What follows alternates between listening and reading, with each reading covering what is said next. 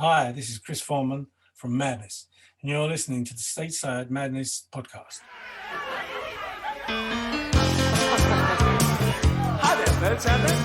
I'd like you to meet Tommy McGuire and his combo. Hello, and welcome to the Stateside Madness podcast, the one and only podcast of the official Madness American fan service. I'm Lori, along with my co-host Polly, here to bring you news, reviews, and deep dives into the nutty sound of the British pop band Madness.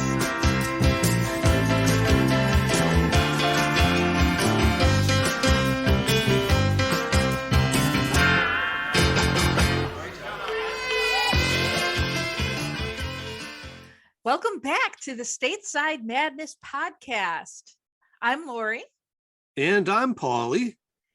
I'm so excited. We're finally doing the album that I really, really like. Yay. I'm excited too. But, before we get into that, I think we need to start with the communicator.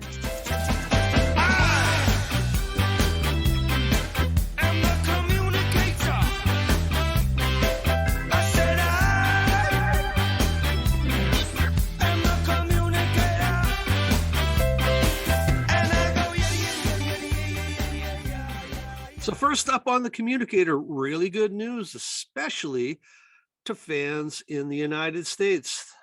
Madness has a record store day release. It is going to be a 12-inch single of Baggy Trousers. Doubly luckily. I sound like Ned Flanders. Doubly lucky. So we're getting Baggy Trousers' greatest Madness song ever. And unlike in the UK, where they seem to get a Madness release every record store day, finally we get one here. So I'm very excited for that. The record is going to include 6 tracks: Baggy Trousers, of course, La Grande Pantaloon, Disappear, The Business, That's the Way to Do It, and a remaster of On the Beat Pete. Now, if you remember, the Humphrey Ocean cover illustration that the original 7-inch single bore in 1980, they're going to have that be the same cover art. So definitely very cool. Very excited for it, and look for that on June 18th at your local independent record stores. Okay, next up on the communicator, we have a message from our dear friend Nick Woodgate, aka the JoJo Man Band. So he says, it's been 2 years, 5 albums, and 20 singles since starting the JoJo Man Band. So I'm releasing this album, Dr. No, which includes every single released since January 2020. Now, this is already available on bandcamp.com, and it will be available on Spotify on April 22nd. So congratulations on 5 albums and 20 singles, Nick. Absolutely. Good work done. And we thank you for your support, and we want to support you right back.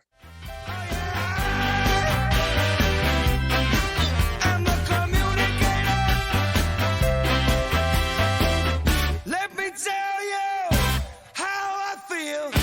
I'm scared. Chris, what time is it? Showtime! So what Lori was alluding to, the album she's wanting to review for so long, would have been 1999's Wonderful. Now, Wonderful was the band's 7th studio album, and the first studio album in 14 years since Mad Not Mad back in 1985. Now, the band had been riding high on their success of Madstock 1998. All 7 members were back in the band. Producers Clive Langer and Alan Winstonley were along as well to produce Wonderful. So, yeah, there's a lot of expectations. It was that classic mixture for recording a Madness album. The Madness was released in the UK on November 1st, 1999. And unfortunately, it was only available in the US as an import. And that's why we haven't reviewed it up until this point, because very early on, Polly, you and I made the decision that we were going to review American releases only. But now that the US tour has been canceled / postponed, we decided that we'd do a little bit more of a dig into the band's catalog. So yeah, this is really exciting. Wonderful was really, it was the band's big comeback album, right? They broke up in 86. They reformed for a few Mad Stocks. I think there were like, what, 4 Mad Stocks maybe? You mentioned Mad Stock 98, which was the one right before this. So expectations for this album were really high. This was, the comeback. Mark Bedford, who is our favorite bassist, he designed the cover.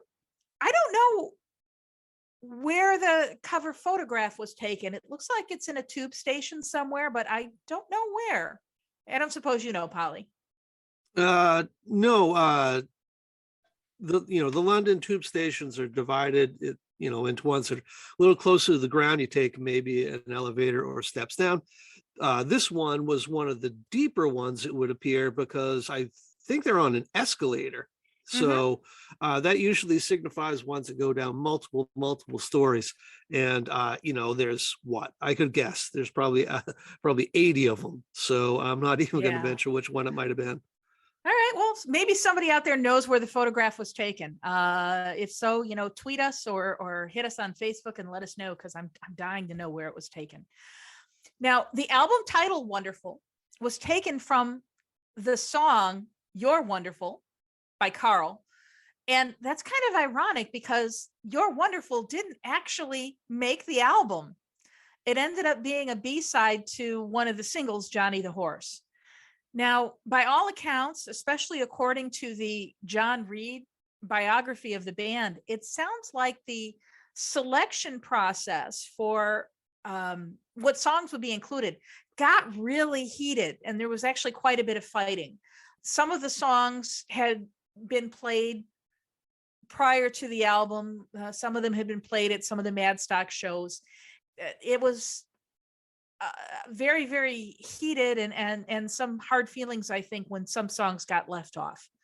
But the songs that did make it absolutely freaking incredible, as we're about to see. And why don't we start off then? The first song on the album, Love Struck. It's a Tomo and Barson composition. It's also the first single off the album. It was released July 19th, 1999. And as the story goes, inspired by Lee's love of drinking. He's not the only one. It peaked at number 10 on the UK singles chart, which was the first time a new Madness release had reached the top 10 since the 1983 release of The Sun and the Rain. The song also charted in Iceland, making it to number 36 of the top 40. Let's listen to Love Struck.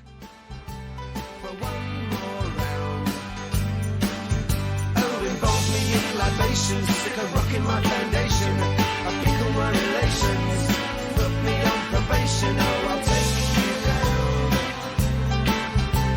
for one last round.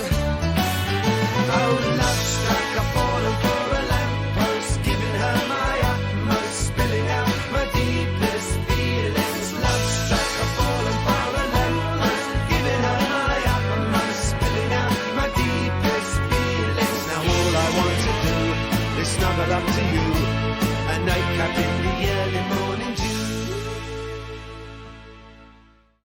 All right, Lori, so what do you think about Love Struck?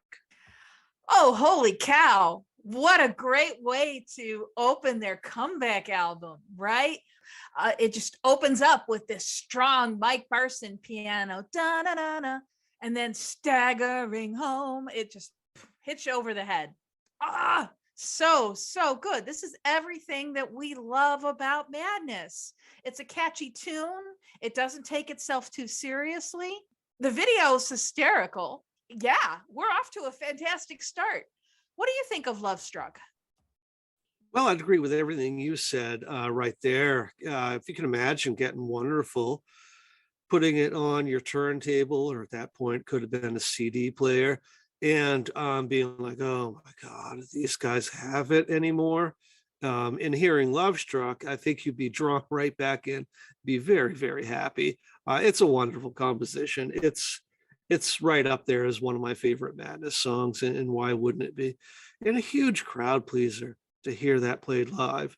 So yeah, it really sets the stage for what is figuratively, literally, maybe literally in both sense, wonderful album. Yeah, it's a fantastic song.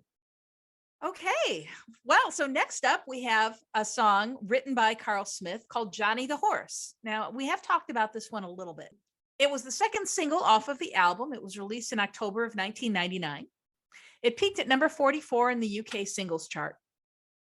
We mentioned this in a previous episode. It was inspired by two down and out street persons with whom Carl had struck up an acquaintance.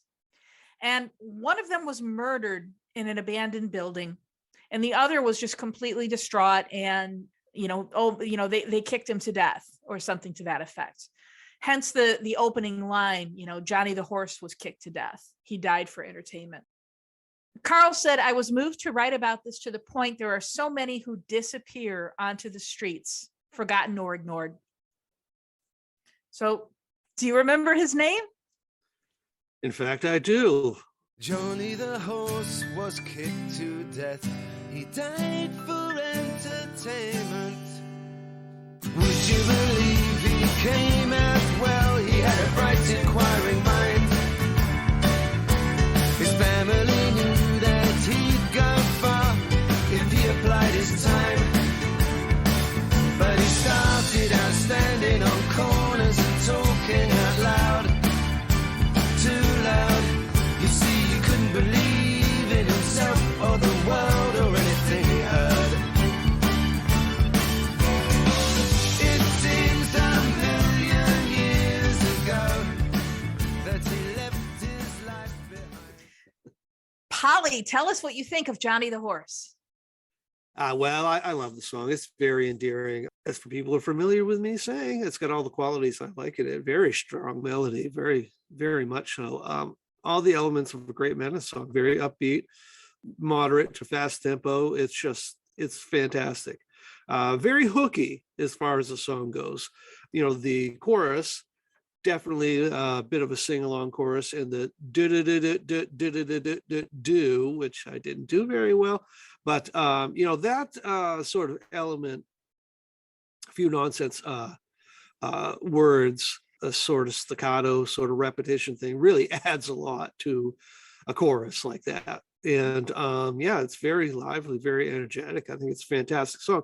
Ironically, it is really, really, really sad. But as we've said before, that's a trait that our band displays a lot, is that they can take somber and downbeat topics and make a very upbeat song out of it. And hence we've got Johnny the Horse.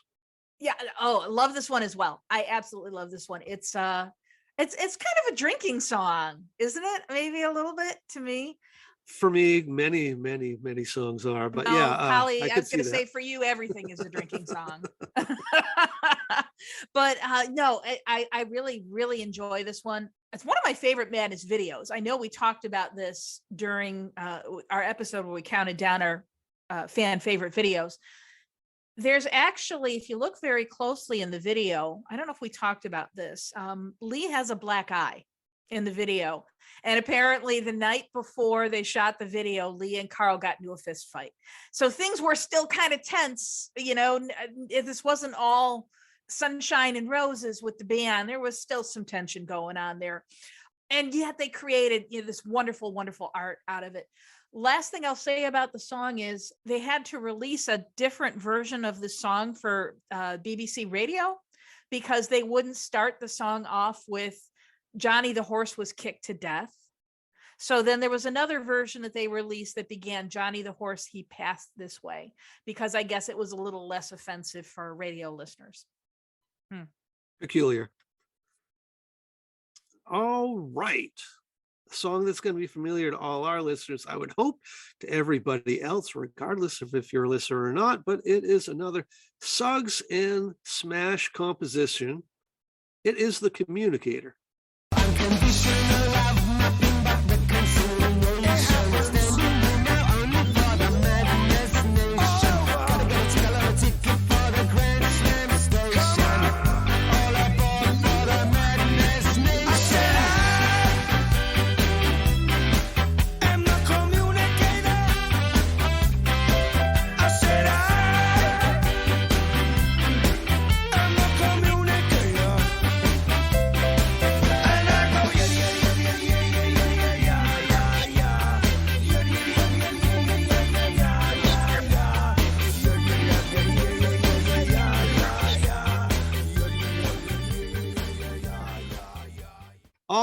right, Lori. Well, I already know you're a fan, but why don't you give us your perspective on the Communicator?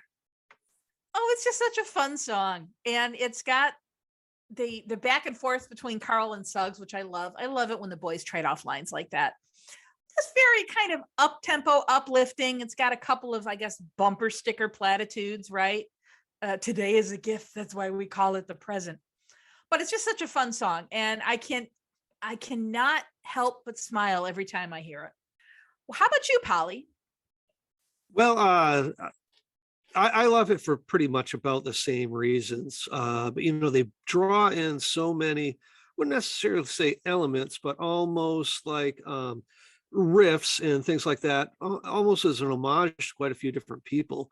The horns are borrowed from the Archie Sugar Sugar, which is, a fantastic piece of pop, literally probably the quintessential, if not the original bubblegum song. So the horn riff is really, really strong right off the bat. And, the introduction, or what you might say, being the lead into the verse, the I am the communicator, very reminiscent of Dave and Ansel Collins' Double Barrel, which they borrowed from before. The opening lines, One Step Beyond, both pull elements from David Ansel's Double Barrel and Monkey Spanner, the heavy, heavy monster sound, and don't listen to that, listen to this. So I'm a huge David Ansel Collins fan. I would be regardless if my last name wasn't Collins. I like to think I might be a great grandnephew of Ansel, but probably not. So yeah, the Communicator, it just has an awful lot to like there. And a lot of people think fairly reminiscent of War's Lowrider as well. So yeah, it's fantastic. It's, again, get ready, folks. I'm probably going to be pretty repetitive this episode, but it's right up there as one of my favorite Madness songs. That's interesting. I never thought about the Lowrider. I'm going to have to go back and listen to that one again. I mean, I love that song too. I associate it with Cheech and Chong, of course. But yeah, so I went and I listened to Double Barrel because I'd never heard it before. And the very first line, I am the magnificent. And so, yeah, it's not hard to kind of see the parallels where they got I am the communicator from. Really, really cool analysis there. All right, so next up, we have one, we've talked about this in a few episodes recently. This was written by Suggs with Mike Barson. It was originally on Suggs' solo album, but it was re-recorded with the band. It's called 4 a.m. Let's listen. Terry says I'm going nowhere fast. Nobody hears. There's no one there. Julie wakes to find herself alone, which comes as no surprise, no surprise, no surprise to be on her own. It's 4 a.m, why don't you call me? I'm sorry I hurt you, I still want you back. It's 4 a.m. So Polly, it's 4 a.m. Why don't you call me? Well, that would just be rude. Although maybe not with you. You're a bit of a night owl. You're probably up. And you're usually just waking up at that time, aren't you? I do have a tendency to get up about 4 a.m. Yes, it's true. We have this overlap where it's like the time that I'm going to bed is the time that you're waking up. But what can you tell us about the song? So 4 a.m. It's a fantastic composition. It's a definitely worthy of being on the album. And I'm not going to lie, I think the placement of it is actually really, really good, following those 3 really strong upbeat songs. This is a bit more mid-tempo, but it's it flows rather nicely in that spot. And I think you're going to add a little bit of the context to it, because it's not the first time this song has been heard in Madness Land. Yeah, that's right. It was on Suggs' solo album, The Lone Ranger. And it was re-recorded by the band for this album. Now, I think there's also a connection to the Kinks, isn't there? I know you're the Kinks fan, Polly. Yeah, it does have a connection. So, so I don't know where we heard it, but some people have said that it's a tribute to the Kinks' Waterloo Sunset, with its mention of Terry and Julie characters from that song.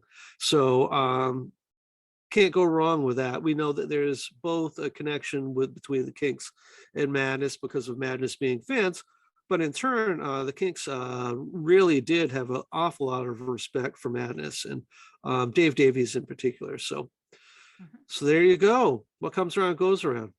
Yeah. So, and I know I've talked about this. So we talked about 4 a.m. in our Love Struck episode. We were talking about the love songs of Madness. And I think I said in that episode, I'll say it again, who has not been there? Who has not been lying awake in the middle of the night wondering, where did I go wrong with this relationship? How do I get this person back? Right? We've all been there. This is something that is just so relatable. And it really, the melody is very nice too. You know, it's a good song. So what's up next, Polly? So up next, it's The Wizard.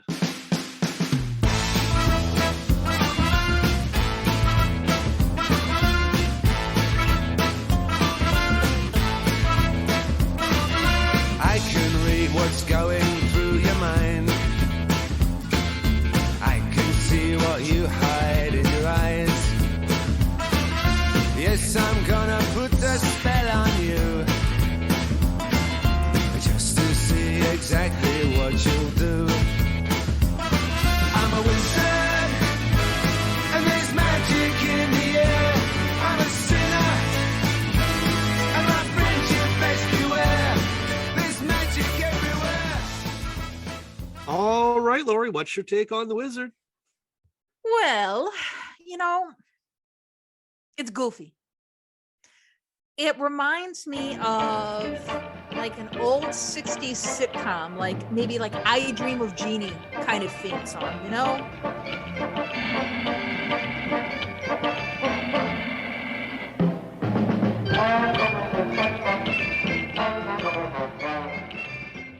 The whistling's a little weird. I could take or leave this one. It's okay.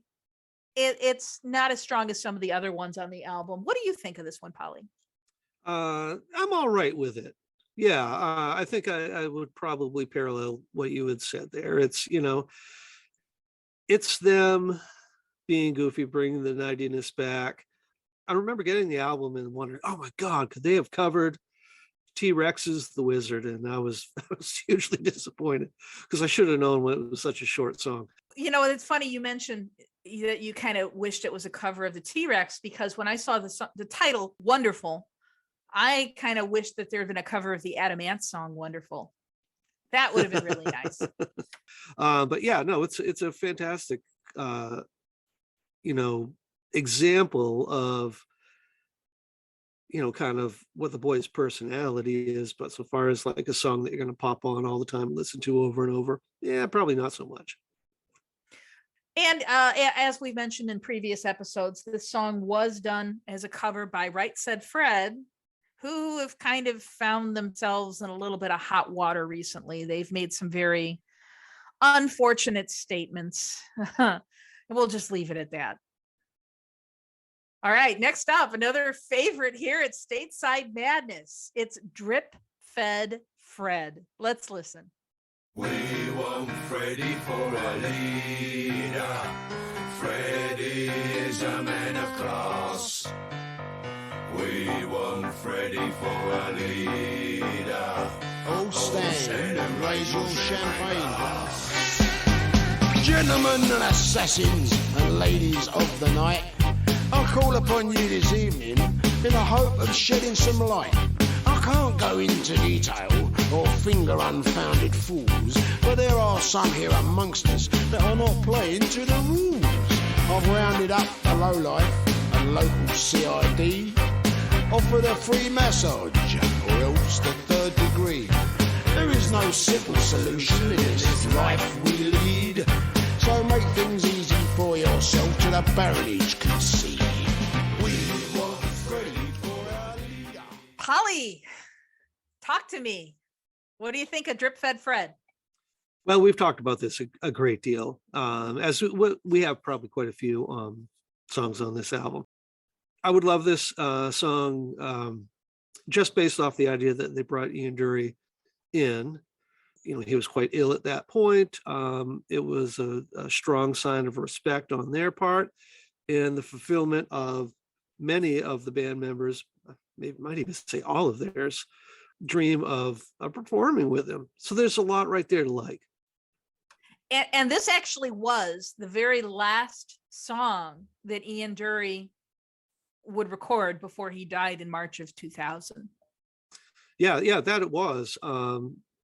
But, you know, it could have been overly melodramatic, overly saccharine, overly sentimental, and it wasn't. It manages to be a fantastic song in its own right. It was the third single off the album. It was released in January of 2000. It peaked at number 55 in the UK singles charts. You know, so it wasn't a strong performer for him, but I think it was a bit of a grower. I think people in time, particularly core, you know, Madness fandom, really came to appreciate it. You know, Chris Foreman had speculated that the central character might have really been inspired by Lee's father, who, as we know, was a bit of a rapscallion, bit of a man of the street, you might say. Good word. Rapscallion. Good word. We've been saying all along how influential Ian Dury has been on Madness. As a matter of fact, we did an entire episode on this back in episode 19. So I really recommend that our listeners go back and listen to that if you haven't already. But if you listen to the original demo that Lee recorded, and it is available in the special edition box set, whatever, you can hear Lee doing the vocals, but you do hear this kind of underlying Ian Dury kind of style. The influence was there. And then by some weird coincidence, after they recorded the demo, Lee encamped back to his hotel.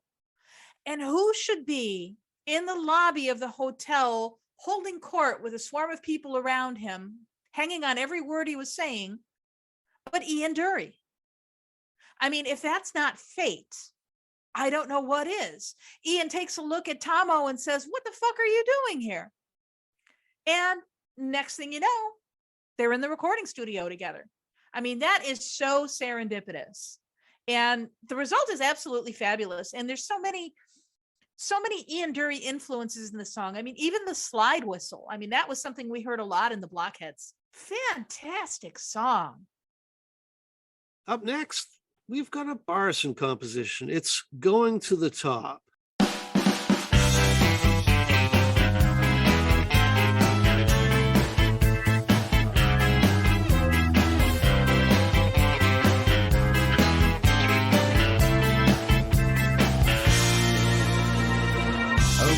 Going to the top, and you have no time to stop, then you'll have to travel light. Yes, you better go by night, cause it's not a pretty sight when you're going to the top, and you're never going to stop. You won't let nobody block your way to the top. And though bodies they may fall, old friends up against the wall, can't let feelings in the way, as if you had so many ways. All right then, Lori. Well, here we go with that circus-like sound again, huh? I mean, we talked about that last episode, how this seems to kind of be a recurring theme with the carnival organ or circus organ. Not one of my favorite songs. You got to keep in mind, every song on this album is so good that the ones that I don't like as much are still pretty good. And I would say that this is pretty good. It's not one of the best ones on the album. It's basically about the band's experience with success and with fame, right? The line, "Wagging tongues may call you snide.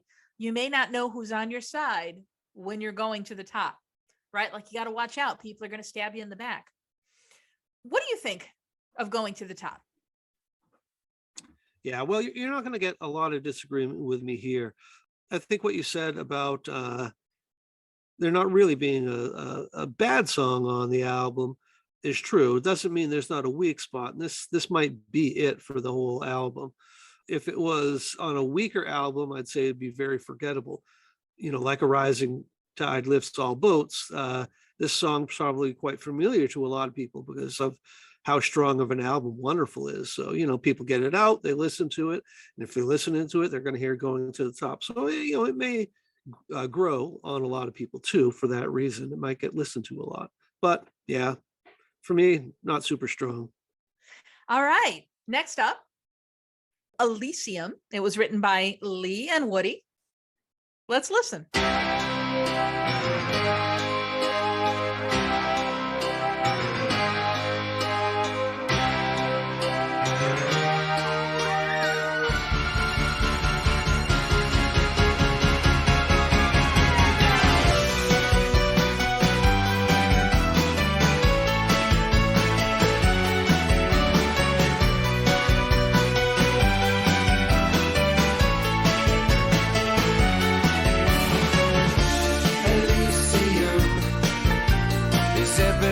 Chipping at your cordiality, Elysium.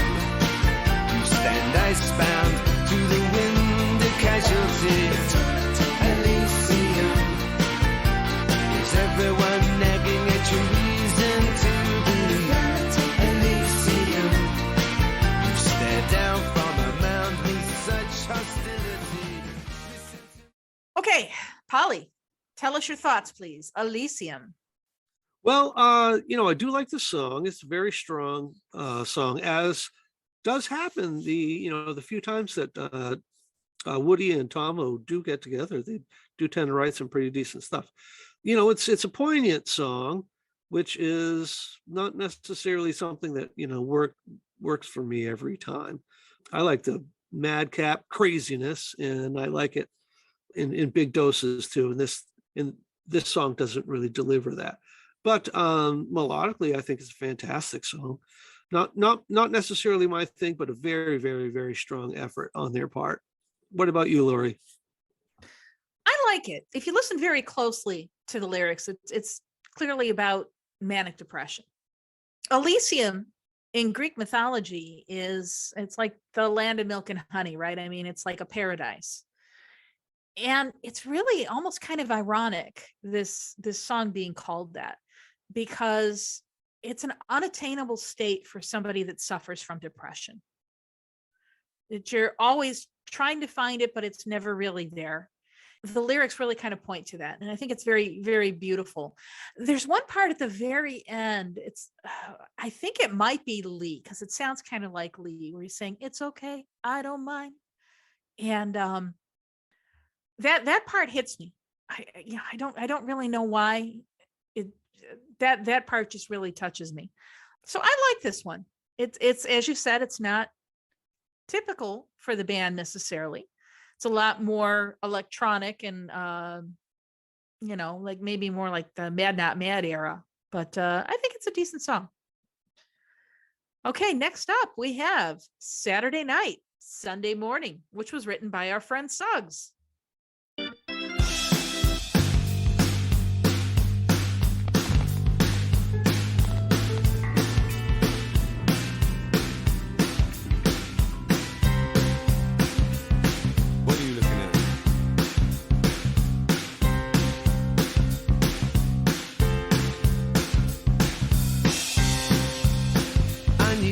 Come back. We always do, like thieves,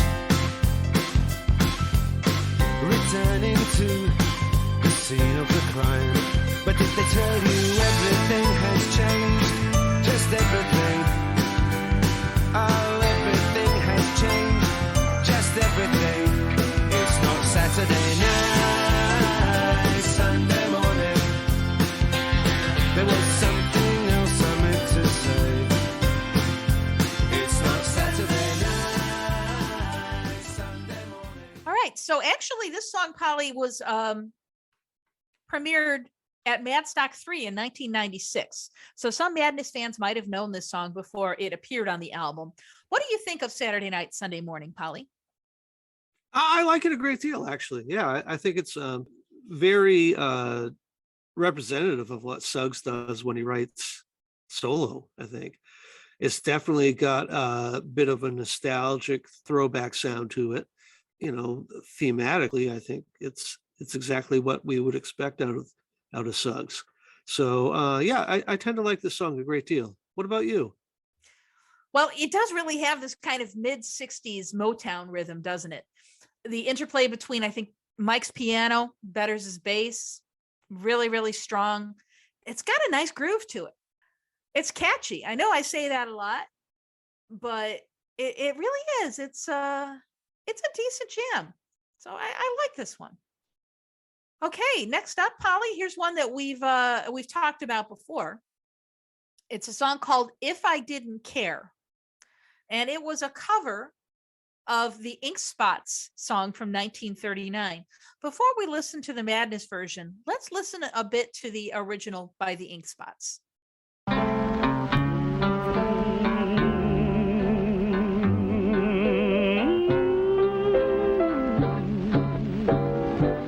If I didn't care more than words can say, if I didn't care, would I feel this way? If this isn't love, then why do I? Okay, so that was the original. We want to give our listeners a little bit of a frame of reference here. So now let's listen to Madness, If I Didn't Care. I know this time. I know this time. I know this time. I know this time. If I didn't care more than words can say, if I didn't care, would I feel this way? If this isn't love, then why do I thrill? And what makes my head go round and round while my heart stands still? If I didn't care. Okay, so Polly, what are your thoughts on If I Didn't Care? Well, it's funny. We just reviewed this for our Valentine's episode. I don't care for it, actually. I think what I had said in the previous episode is if you do a cover, you don't have to be completely faithful to the original, but it really helps to keep the hallmark elements of an original in place to at least make it identifiable. And of course, the Ink Spots version, what is the main, feature, the main element that draws you into the song is that high vocal trill, that that falsetto and delivery, and it doesn't happen here. And I really think it brings the song down a great deal. So yeah, it does not do it for me. Well, you know, because we have discussed this before, and this is where I disagree with you. I love the fact that the band changed it and made it their own, and that it doesn't sound like the original. The original had this kind of like doo-wop sound, which is okay, but it's just not something that I would want Madness to try. So I think they really did succeed in making this their own. I love the bass line of this one. There's some good harmonies, even though they don't have that falsetto that you're talking about, Polly. I think there's some good harmonies. And quite frankly, I had no idea until very recently that this was a cover. I really just thought this was another Madness composition because it fits so nicely with the other songs. So I think that this is a decent cover. All right. Next up then, composition by Tomo, by Woody, and by our friend Nick Woodgate. It's No Money.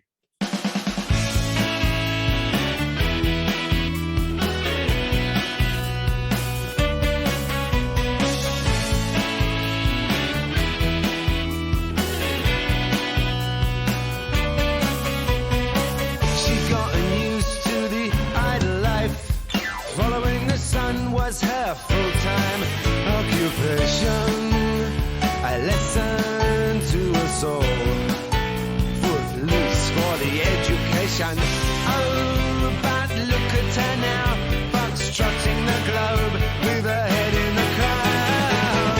I haven't got no money to keep this affair afloat, and I don't think that it's funny. It looks like I sunk my boat, but she'll keep me dangling. All right, Lori, what do you think about No Money? The song, not the reality. Yeah, tell me about it. No, I like it. I like the song.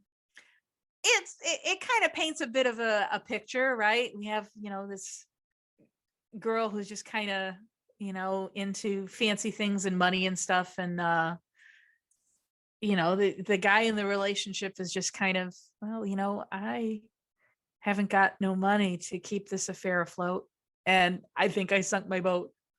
Right. I mean, it's very relatable, but it's in a fun way. You know what I mean? It's not a sad song. What do you think of it? I do enjoy it. I think what makes this notable for me is I feel it's a fairly dynamic song. Really, it's not a doesn't really have a horizontal flow. There's a bit of peaks and valleys to it, I think you'd say. So I think a lot of the dynamism, is that a word? Dynamism. Is Mhm. it really? Okay, great. Mhm. It comes from maybe from bringing Nick in, not quite an outsider, but somebody who's maybe brings a little bit from the outside. But I actually think the more times that they've had more than two songwriters on a song, I think is where you start to see the more dynamic elements. So, maybe what it is two people are going to produce a certain amount. You bring a third person in, and that's where the real things start coming out of left field. So, yeah, bit speculative on my part, bit of bullshit there, but that's my take on the song. Okay, so now you know what's next. That's the end of the album. So, Polly, I'm going to ask you, what is your favorite track and what is your least favorite track? Okay, so my favorite track is definitely going to be The Communicator. That is full force, right in your face, dance hall slammer. I mean, I can't listen to that song and not want to move around. It's fantastic. And I think I'm going to say that my least favorite, it's kind of hard because I don't really find too many of them objectionable. But I guess it's going to have to be If I Didn't Care. Okay. All right. Well, for me, and this was hard picking a favorite track because this is just such an outstanding album. I would say that this album is my favorite Madness album, second only to The Liberty of Norton Folgate. I would say that this is number 2 in terms of my favorite Madness albums. But I think if I had to pick one song out of all of 11 that we've heard, I would pick Johnny the Horse. Least favorite, going to the top. The circus thing is kind of getting old and cliched at this point. And, honestly, even just the singing on the verses, if you're going to the top, it's no, it's uninspired. So I would say that's my least favorite. But again, really, really exceptionally strong album. So I would take that one over, some other songs any day. And that pretty much brings us to the end. We've gone through all of the songs on Wonderful. Now, a little bit about our closing song before we say goodbye. We've found a version of Drip Fed Fred by Funker Volt, a German industrial band. They broke up last summer, as it turns out. Not that that matters for our purposes here. So anyways, take a listen to that as we conclude the episode. Lori, it's been fun. Yeah, fantastic album. I'm looking forward to doing some more album deep dives in the near future. Thank you again to our listeners. Thank you for listening. We have more exciting content coming up soon. It's a goodbye from me. And that's a goodbye for me. Go get a beer, Stateside Madness.